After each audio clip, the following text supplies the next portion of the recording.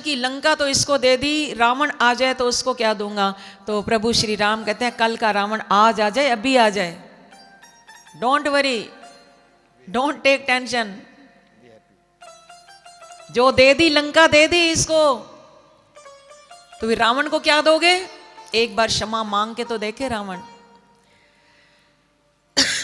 देखो प्रभु क्या बोले, उसी समय मैं अयोध्या में अपने भरत भैया को पत्र लिखूंगा कि तुम शत्रुघ्न को लेकर वन में आ जाओ। हमें चारों भाइयों को चाहे वन वन भटकना पड़ जाए, पर इसको मैंने लंका देकर लंकेश कह दिया है, सारी अयोध्या का राज रावण के चरणों में डाल दूंगा और उसको अवधेश कहकर पुकारूंगा। वाह, है ना कोमल चित्त। उस पापी रावण के लिए भी इतने अच्छे भाव श्री राम के, कि चाहे हम चारों सारा जीवन वनवासी बनकर बिता लेंगे, पर अपनी लंका तो इसको दे दी अपने भक्त को, तो उसको अपनी अयोध्या का पूरा राज्य रावण को दे दूंगा। आए तो सही, क्षमा तो मांगे।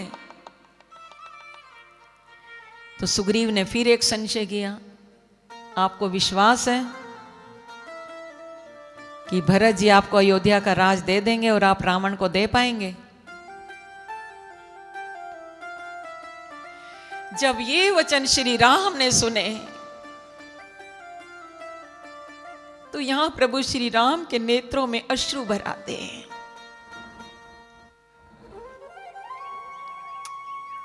क्योंकि भरत जैसा भाई तो कभी मिल ही नहीं सकता, श्री राम कहते हैं। हे सुग्रीव, तुम और कुछ भी संशय कर लेते तो मैं मान लेता, पर तुमने मेरे भरत जैसे भाई पर संशय करके अच्छा नहीं किया। भरत तो मेरी आत्मा है, भरत तो मेरे प्राण है। भरत जी का चरित्र आपको सुनाए तो श्री राम के त्याग से बड़ा भरत जी का त्याग था। प्रभु श्री राम रोने लगे, हे मित्र, मेरे भरत भाई पर कोई संशय मत करो। मुझे अपने से अधिक विश्वास मेरे भरत पर है। चलो फिर भी तुम्हारे मन में ये अगर प्रश्न आया है, हो सकता है कोई काल का चक्र ऐसा चल जाए और मेरा भरत मुझे अयोध्या ना दे पाए और मैं रावण को ना दे पाऊं, तो भी चिंता मत करो मित्र। अगर रावण मेरी शरण में आता है, क्षमा मांगता है, जानकी को वापस कर देता है, और हो सकता है कि भरत मुझे अयोध्या का राज ना दे पाए, तो फिर भी मैं तुम्हें बता दूं, बैकुंठ लोक का राज तो मेरा अपना है, साकेत धाम का राजा तो हूं मैं। यदि मैं रावण को अयोध्या भी ना दे पाया तो मैं अपना बैकुंठ लोक उसके चरणों में डाल दूंगा। मित्र, चिंता मत करो। वाह, सुग्रीव जी तो क्षमा मांगने ही लगे भगवान से। विभीषण जी धाए मार मार के प्रभु के चरणों में गिर पड़े, प्रभु मुझे ऐसी लंका नहीं चाहिए जिसके लिए आपको इतनी बड़ी कुर्बानी करनी पड़े। मैंने तो लंका का राजा बनने की कभी इच्छा ही नहीं की, पर हमारे ठाकुर का एक नाम है अंतर्यामी। तू कहे ना कहे, भगवान जानते हैं कि तूने एक बार कभी इच्छा की होगी लंका का राजा बनने की, ऐसे तो प्रभु ने नहीं दिया। मुझे अपने चरणों की प्रेमा भक्ति दो प्रभु, मुझे ये लंका नहीं चाहिए, ये लंका रावण को ही दे दो। तो प्रभु श्री राम बोले, हे भीषण जी, जो दे दिया सो दे दिया। इसके साथ साथ भगवान ने विभीषण जी को अमरता का वरदान दिया। विभीषण जी मरे नहीं हैं, विभीषण जी को लेके नहीं गए थे भगवान। विभीषण जी चिरंजीवी हैं, आज भी हैं। जैसे हनुमान जी चिरंजीवी, ऐसे भीषण जी का नाम भी आता है। 8 चिरंजीवियों में इनका नाम भी आता है।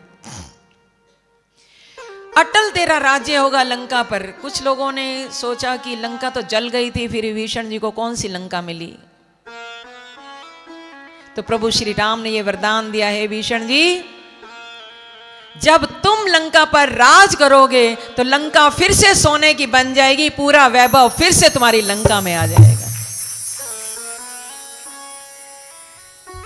वाह तुमरो मंत्र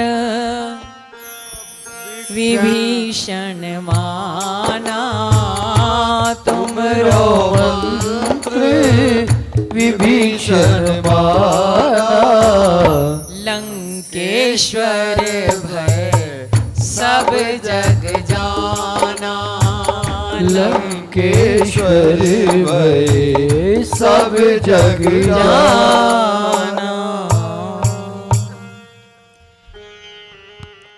भगवान भक्त वत्सल हैं, शरणागत वत्सल हैं। एक बार उनकी शरण में आकर तो देखो।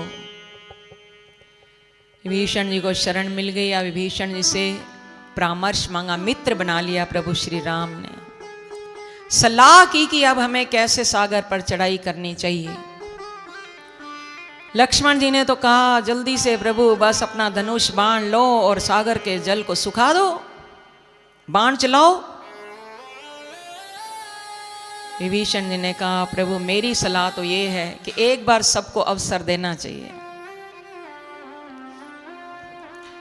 आप पहले सागर के तट पर बैठकर प्रार्थना करें सागर से, कोई पूजा अर्चना आराधना करें, उनको मनाएं। अगर सागर प्रकट होकर कोई रास्ता कोई युक्ति बता देते हैं तो बाण चलाने की जरूरत नहीं पड़ेगी प्रभु। तो प्रभु श्री राम को अंतिम दोहा निकाल लें। प्रभु श्री राम को ये विभीषण जी का परामर्श बहुत अच्छा लगा।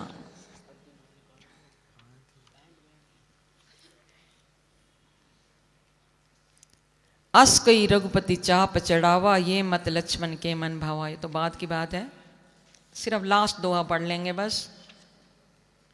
59 दोहा के बाद विभीषण जी को ये बात, विभीषण जी ने जो सलाह दी प्रभु श्री राम को बड़ी अच्छी लगी। 3 दिन तक हम देखते हैं,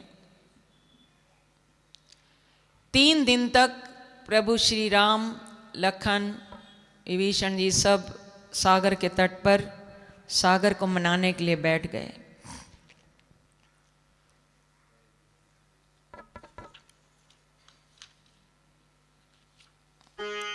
तो 3 दिन बीत गए और अभी तक सागर का कुछ पता नहीं, बाहर नहीं आए, कोई रास्ता नहीं पता लग रहा। 59 दोहा।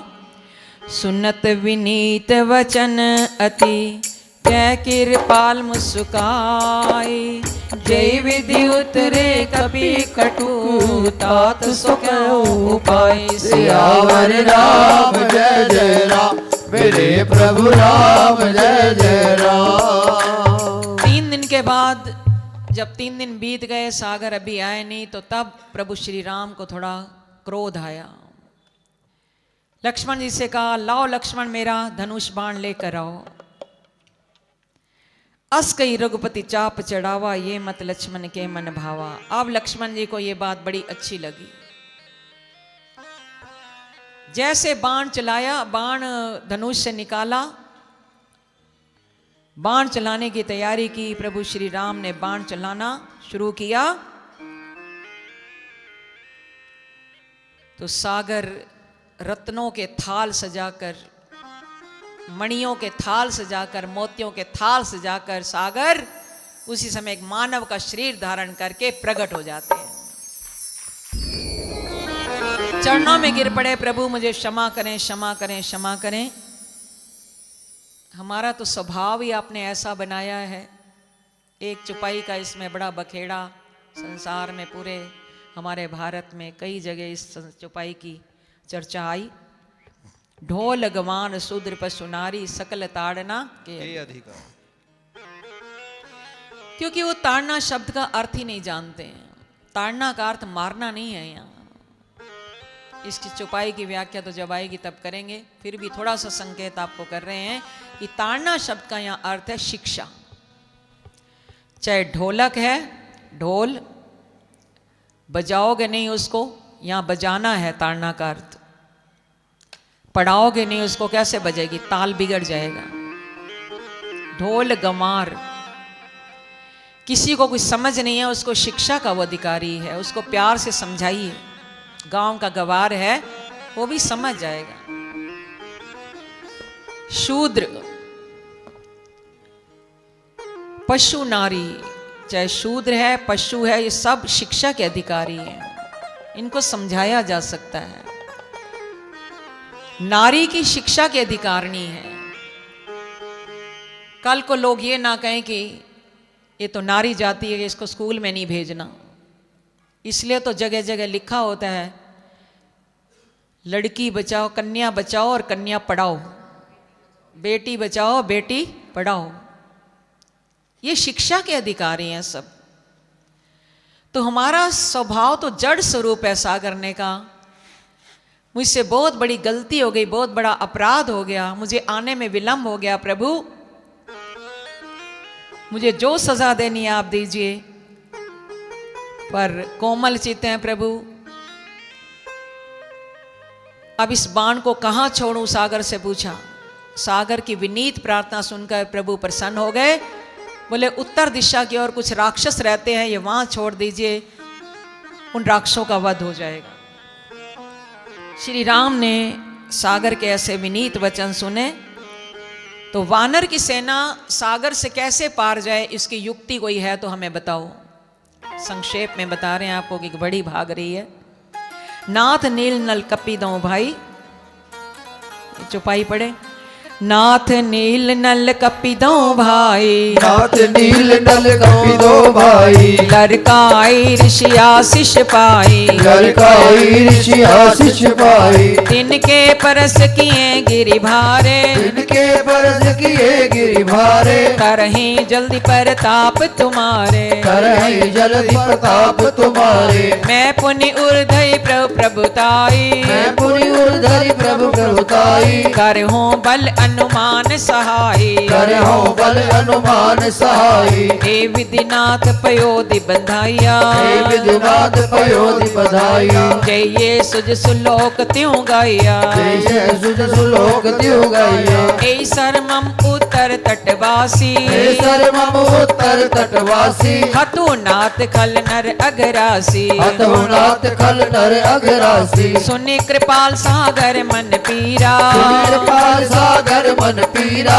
तुरते हरि राम रंधीरा, उड़तै हरि नाम रणधीरा, देखी राम बल पौरुष भारी, देखि राम बल पौरुष भारी, हर्ष पयो निधि भयो सुखारी, हर्ष पयो निधि भयो सुखारी, सकल चरित कहीं प्रभु सुनावा, सकल चरित कहि प्रभु सुनावा, चरण बंदी पाथो दिसिधावा, चरण बंदी पादो सिधावा, चरण बंदी पाथो दिसिधावा, चरण बंदी पादो दिशावा, निज भवन गवनो सिंधु श्री रघुपति यह मत भायो, यह चरित करि बल हरि जथामति दास तुलसी गायो, सुख भवन संशय समन दवन विषाद रघुपति गुण गना, अज सकल आस भरोस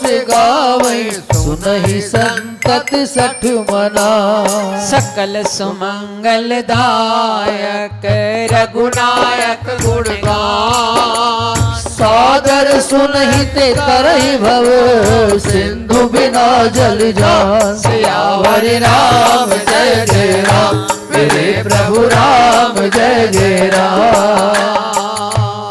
सागर ने युक्ति बता दी कि आपके इसी वानर दल में हे प्रभु नल और नील नाम के दो वानर हैं, जिनको ऋषियों का श्राप था कि जो भी वो कुछ जल में नदी में कुछ डालेंगे, सागर में डालेंगे, वो डूबेगा नहीं, तैर जाएगा। क्यों श्राप था, ये सब कथा है। अभी बीच का प्रसंग भी बहुत सारा छोड़ दिया है। तो सागर की ये युक्ति प्रभु श्री राम को बड़ी अच्छी लगी। ऐ सरमम उत्तर तटवासी, सर कहते बाण, उत्तर दिशा में प्रभु ने वो बाण छोड़ दिया, राक्षसों का वध हुआ। देखी राम बल पौरुष भारी, हर्ष पयो ने दिभयों सुखारी। ऐसा बल देखा सागर ने, वो प्रसन्न हो गया। सकल चरित कहीं प्रभु सुनावा, जनन चरण बंदी पाथो दिसिधावा। प्रभु के चरणों में वंदना करके प्रणाम करके सागर तो अपना अदृश्य हो गया, चले गए। निज भवन गवन सिंधु शिर रघुपति ये मत भायो, वो तो अपने भवन में चले गए सागर। और प्रभु श्री राम को उनका मत ये बड़ा अच्छा लगा। ये चरित कली मल हर जथा मति दास तुलसी गायो। तुलसीदास जी कहते हैं कि ये कलयुग में पापों का हरण करने वाला ये सारा सुमंगल गान है। श्री राम का जो चरित्र है कलयुग के पापों को हरने वाला है। सुख भवन संसे दमन समन दमन विषाद रघुपति गुणगना। इसे तुलसीदास जी कहते हैं, इसे तुलसीदास जी ने अपनी बुद्धि के अनुसार गाया है। श्री रघुनाथ जी के गुण समूह सुख के धाम है। सुख भवन और विषाद को हरने वाला है ये उनका चरित्र। तजी सकल आस भरोस गावे, सुने संतत सठ मना। हे मूर्ख मन, तू संसार का सब आशा भरोसा त्याग कर और निरंतर श्री राम के चरित्र को गा और सुन, गा और सुन। तजी सकल आस भरोस गावे सुने संतत सठ मना। क्यों गा और सुन?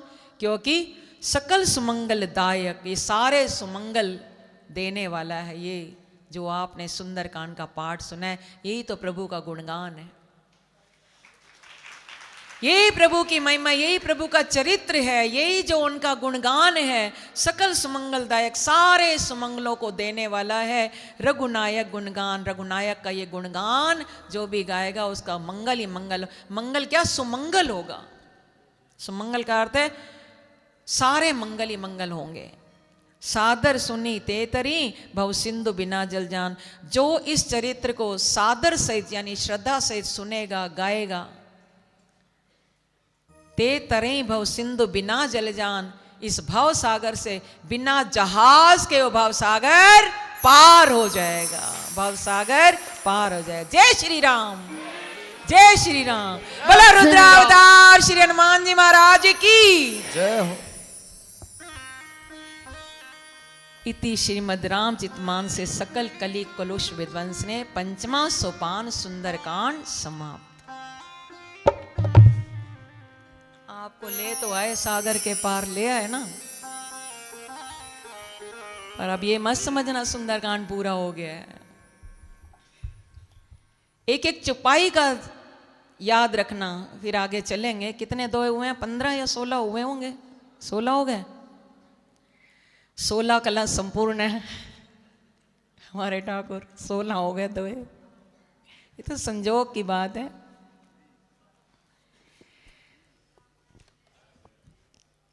इस महिमा का बखान कहाँ तक करें?